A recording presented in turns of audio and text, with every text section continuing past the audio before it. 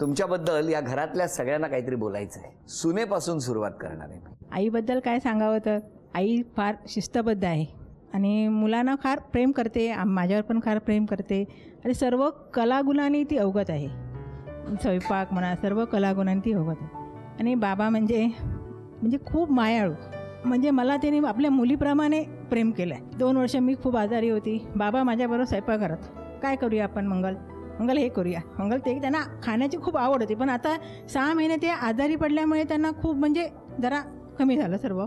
आता माझ्यासोबतच बाबा म्हणजे बाबा म्हणजे माझी आई झाली नंतर, ह्या म्हणजे लग्न करून आल्यावर बाबा म्हणजे माझी दुसरी आई झाली. म्हणजे एवढंच मी सांगते आमच्या बाबांबद्दल. आमची आई खूप हुशार आहे, उत्तम टेलर आहे आणि अभिमानाची गोष्ट या वयात ती ब्लाऊज शिवते आणि कष्टाळू आहे. लहानाचं मोठं छान आम्हाला केलं आणि गरिबीपासून कोणत्या प्रकारे दिली नाही. आणि एक छान कपल आहे आमच्या आई बाबा. म्हणजे मी त्यांची नात आहे. आईबाबांबद्दल जितकं बोलू तितकं कमी आहे तसं बघायला गेलं तर. आणि त्यांनी जितकं त्यांच्या मुलांना जीव लावला त्यापेक्षा जास्त त्यांनी आम्हाला जीव लावला. म्हणजे आमच्या मम्मी पप्पाने पण आमच्यासाठी तितकं केलं नसेल जितकं त्यांनी केलं आहे. अगदी लहानपणापासून शाळेत नेऊन सोडणं आणणं म्हणजे एक प्रकारची ड्युटीच होती त्यांच्यासाठी ती. आई बाबा म्हणजे आमच्या काका काकू असले तरी आमच्या आई बाबा जास्त होते ते. कारण माझ्या भावाच्या 4 मुली, पण मी त्याच्या म्हटलं नाही, माझ्या मुलीच त्या वाढल्या. माझं लग्न माझ्या घरीच केलं, तुमच्या आईवर गावी असायची. आम्हाला कधी आई बाबा असे आठवले नाही आमच्या काकाकडून. तिची आई वारली 2 वर्ष जाऊ माझी. द्या पुढे द्या. मी फार अवघड आहे. मी आईवडिलांना खूप त्रास दिला आहे, पण तेवढंच त्यांच्याकडे माझं प्रेम आहे ना हे मी सांगू शकत नाही. असे वडील सगळ्यांना मिळव. या वडिलांनी एवढं सगळं पुरं घर मेंटेन केलं आहे की नाही. गावापासून मुंबईपर्यंत 3 मुलांना, 3 सुनांना, 3 मुलींना, बाकीच्या मुली सगळं मेंटेन इतकं व्यवस्थित केलं की नाही. कधी राग नाही, रोष नाही, काय नाही. सगळ्यांना प्रेम लावून वेळ प्रसंगासाठी ते रात्री झोपलेले पण हॉस्पिटलमध्ये. पण तुम्ही झोपू नका, मी झोपतो रात्री. पण सध्या आजारपणामुळे त्यांना थोडा त्रास होतोय जरा, पण त्यांची खूप मी सेवा करतो. छानदार आंबाड्यावर वेणी अबोली, काष्टी साडी त्यांची जरी काठपदरवाली. गणपतराव सुना मुले जावई मुली सगळी जमली. होम मिनिस्टरची तयारी सगळी चोख अगदी झाली.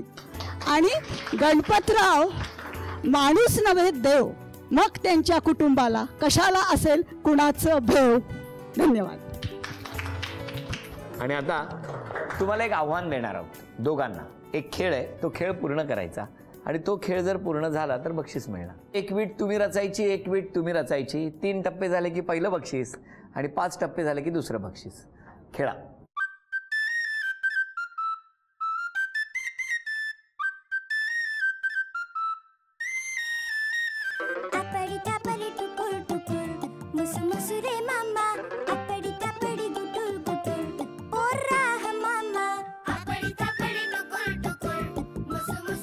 पहिलं बक्षीस मिळालं.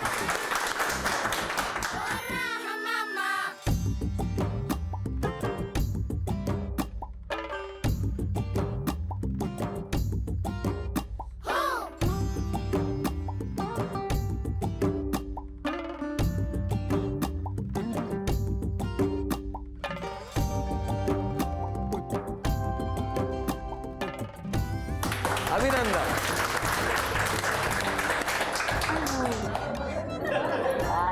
काय माडाचे नारळ काढूचे असं.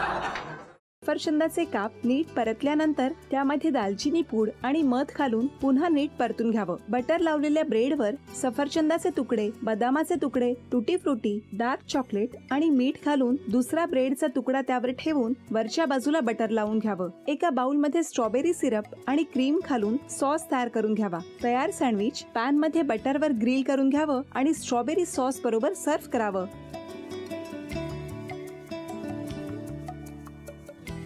हे जेव्हा बोलत होते तेव्हा मी बघत होतो की या दोघांनी स्वतःचा संसार उभा केलाच, पण स्वतःच्या संसाराबरोबर अनेकांच्या आयुष्यात आनंद निर्माण केला.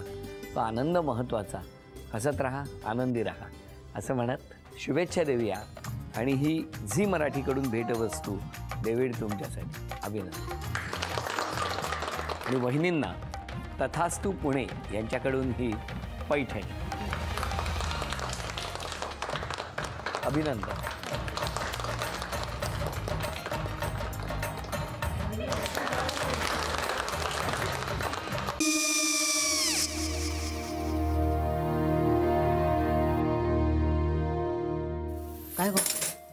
काय झालं? काय झालं काय? आले मी निकाल लावून आली. हो पण तिची आईच काय बोलली? तिला वाटलं का सगळ्या निशाने आपल्या चुका कबूल केल्या का? आई मी चांगलं सुनावून आली आहे. त्या तिची बाजू घेत होत्या पण मी लक्ष दिलं नाहीये. खूप झालं आता. चांगुलपणा खूप झाला. मऊ दिसलं ना की कोपऱ्याने खणतात ना माणसं, ते असं. अगो पण आईच म्हणली काय तिची? पटला काय ती का? मला माहिती. आई मी तुम्हाला नंतर फोन करते. हो. आणि आई बाबा जे बोलले त्याचं वाईट नका वाटून घेऊ. सॉरी. सॉरी काय त्या? नेहा आले. आई मी येते. हो काकू येते.